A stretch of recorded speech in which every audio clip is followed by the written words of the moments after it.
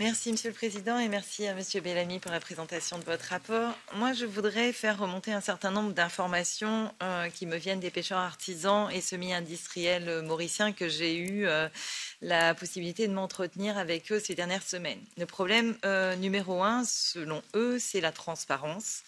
Ils disent que le gouvernement mauricien perçoivent des fonds mais ne savent pas comment les fonds sont distribués ni comment les percevoir. Vous avez parlé tout à l'heure sur la présentation de votre rapport de surpêche et de méthodes de pêche durable.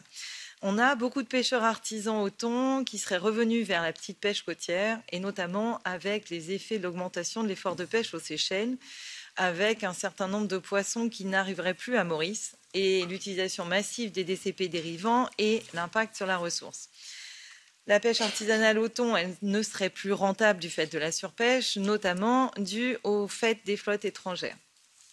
Vous avez parlé de l'appui sectoriel, donc de contrepartie financière, de l'appui sectoriel. J'ai cru comprendre que les pêcheurs mauriciens attendent depuis plusieurs années la rénovation de leur maison de pêcheurs, ça fait 10 ans.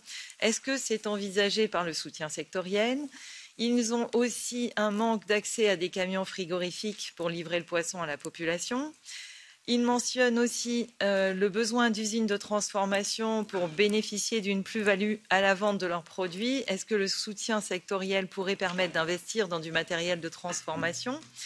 Un autre point dont on a parlé, c'est le biais du Canoté Scheme. L'Union européenne a contribué au financement de canaux de pêche pour plusieurs pêcheurs artisans pour qu'ils puissent pêcher hors du lagon. Mais j'ai lu dans la presse que ce plan d'aide était basé sur un système d'emprunt. En fait, il y a 50% financé, 50% d'emprunt pour les pêcheurs. Alors ma question était un peu, est-ce que ça risque pas pour les pêcheurs mauriciens de se retrouver dans une problématique d'endettement ?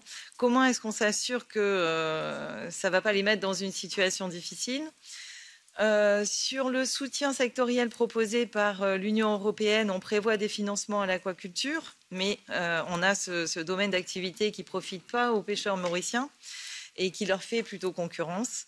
On a l'île qui manque de place pour de tels projets. D'ailleurs, on a constaté qu'il y avait déjà plusieurs gros projets de fermes d'aquaculture industrielle.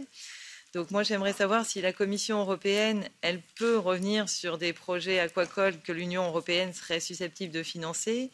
Comment éviter que ça se fasse au détriment du milieu marin et de la petite pêche côtière ?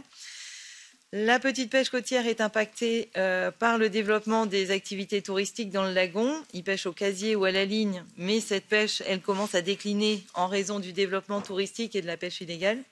Et enfin, Maurice importe énormément de produits de la mer, notamment à destination du tourisme, ce qui est un vrai paradoxe pour une île. Et il y a un enjeu pour rendre accessible le poisson aux classes moyennes et aux populations pauvres, pour qu'ils aient,